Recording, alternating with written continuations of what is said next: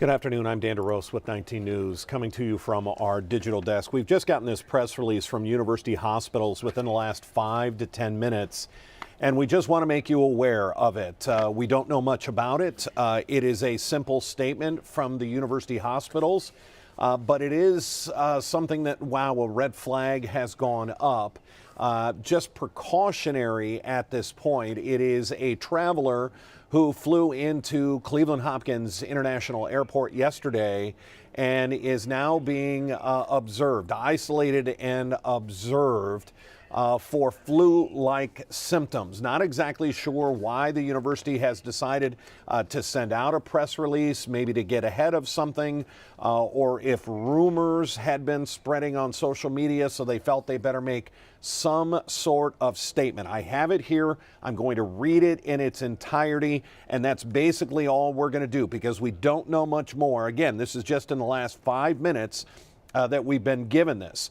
I want to read this. Early this morning, a patient who had recently arrived at Hopkins International Airport, we believe that was yesterday, in Cleveland from the Democratic Republic of Congo, was transferred via North Olmsted EMS to UH St. John's Medical Center Emergency Department with flu-like symptoms. That's in Westlake. Statement goes on to say UH staff has taken proper safety precautions while their condition is being evaluated. The patient is currently under isolation and their condition has been reported to the Ohio Department of Health.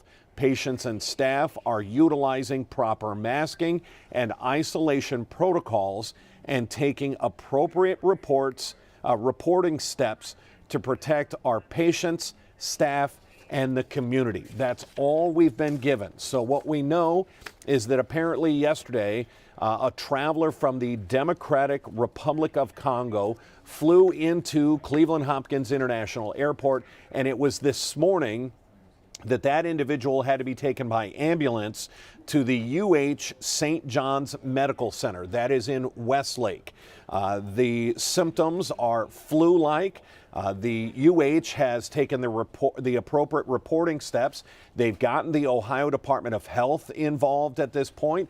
The patient is in isolation. The question is, what is it? What kind of flu or flu-like symptoms has them so at least concerned at this point that they have put this person into an isolation protocol and that they are taking the appropriate steps, according to the statement, to protect patients, staff, and the community. I know this isn't a lot, but we wanted to get out the very first information that we've been given.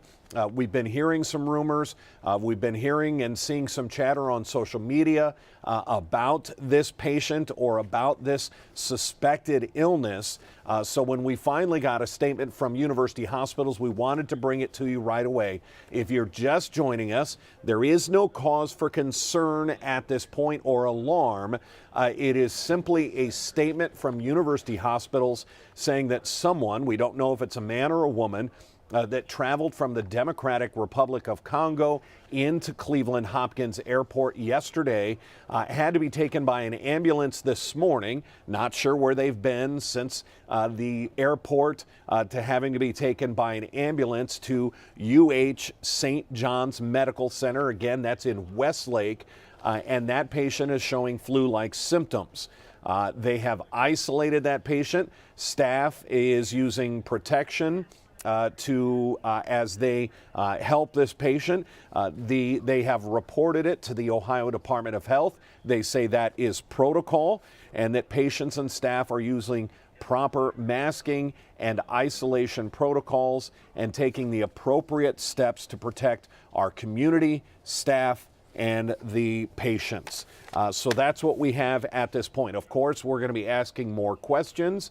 We're going to see if Cleveland Hopkins International Airport has any statement, if they need to perhaps find other people that may have been on the same plane, the same flight that came into Cleveland. But again, just getting out the word, the first word that we've been given officially on this patient that is now in isolation here in Northeast Ohio with what are simply being described as flu-like symptoms. Make sure you tune in to Cleveland 19 News at 3 o'clock on Channel 19, where we'll have the very latest to see if we can get some more information on this case. Until then, I'm Dan DeRose with 19 News.